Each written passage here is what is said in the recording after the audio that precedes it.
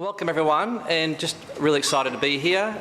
We know that when you come to these events, you take away time from your friends and family, and we're really just trying to make the most out of this time. I started joining the group when it first started, and really valued the speakers and presenters, and I wanted to give something a bit of back as to some of my background. So, not that I've got a strong history in the health sector, but certainly industry associations. So if anyone knows AAA or the Australian Information Industry Association, it's the peak body, lobby government on behalf of the IT sector. So I learned quite a lot of understanding of policies, how you advocate from industry, and the sort of benefits you can provide members. And then I come to this event and I go, well, look, you've got all these professionals here, all different sectors, and I'll explain a little bit more about how I think we can do a little bit more in the group to, I suppose, contribute, because we all want to get more out of it. Some people have their own businesses, they want to have more sales, more customers, some want to have more influence, maybe get connected to someone in hospital, or maybe just need some design issues, or maybe need some more people to help them with their company. So we've all got different needs, and it's about helping, working out a way where we can collaborate. And it seems like a simple thing, but it's actually quite a complicated thing, because we need to take off our own needs first and work on more aspirational goals. So I'll just go to the next slide. Now, I was thinking, why are we here? What brings us to this point? Obviously, as I said, well, we've got our own needs, but I think probably some of the genetics behind where Matt and Chris designed this group was actually probably to address some of these problems. We experience them on a daily basis. We hear every day, health insurance costs going up, we've got to change policies. We hear that potentially Medicare may have a fee charged for us, which may not be a good thing. And the thing I suppose that concerns me out of all this is this $5 billion, which uses to subsidise private health insurance. And I suppose if I'm a government, I might go, well, that's actually, if I can just get rid of that, that's $5 billion I can go to pay off debt. And how will that impact the healthcare system? So I think we can see this, there is some systemic issues.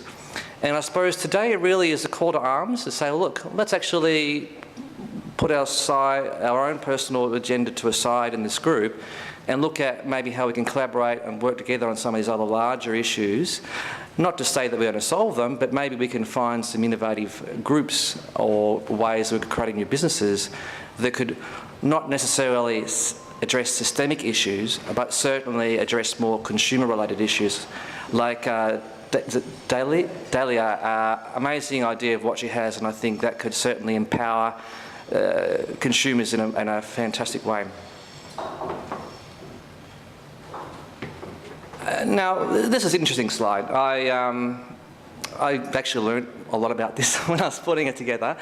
But I think when you look at the startup scene and you have a great idea, you can get really excited. And even there's a lot of people here I talk to have got some new ideas, and you go, well, how do you enter this beast? I mean, it's a massive industry. Like there's preventative, primary, secondary, tertiary care. They've got their own little ecosystems inside those that protect how those systems get working. And then you have to deal with all these different stakeholders.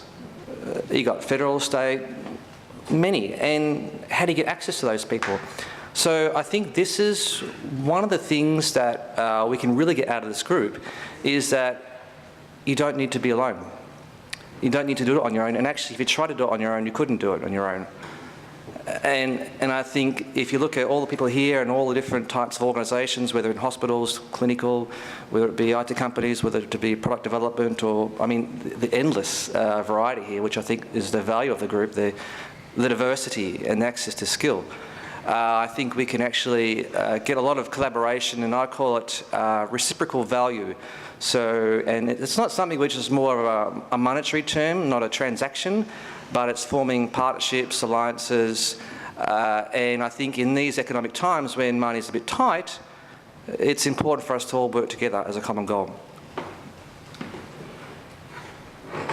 So this is just a very high-level idea. You might go, I've seen that before. Looks pretty straightforward. I've been talking to a few people during the week, and they say, "Oh, this is an accelerator. You know, like, yeah, you come up with ideas, you form teams, and you try and pitch to events." But I suppose, look, the thing about accelerators, and the reason why I argue it's not an accelerator idea, is that it's all about the idea. And actually, it's a competition who's got the best idea. And actually, only the few that have the really good ideas actually get to the end and do the pitch. And it's all about the pitch. But I'd argue that's not what this group's about. I think, one, we all want to make money. If you do startups, generally it's going to fail, so you're not going to make money. So, you know, I don't think that's going to work. Believe me. The collaboration's interesting. I think with that collaboration, what I was really trying to get there is how can we have a funnel of the ideas that the clients have and present them in a brief which members of this group could form collaborative teams that could potentially then go and execute. Now, one of the things I had for this idea was actually not to have it limiting.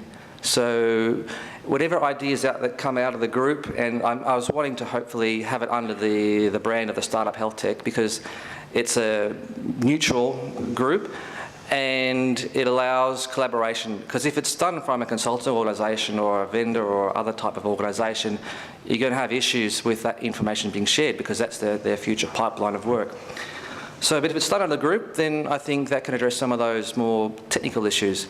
But, you know, unlike an accelerator, if we say, well, if you potentially can form a group with a health professional, with someone who's got expertise in commercialisation, and someone who's got access to the technology to address the problem, and by the way, you can also raise capital to fund your own project, then I think that covers a lot of the things that startups struggle, because trying to sell their idea to people is really hard. And if you can get a group already to the point where they can do it, I think that makes a lot of sense. And then the last ones are really more aspirational.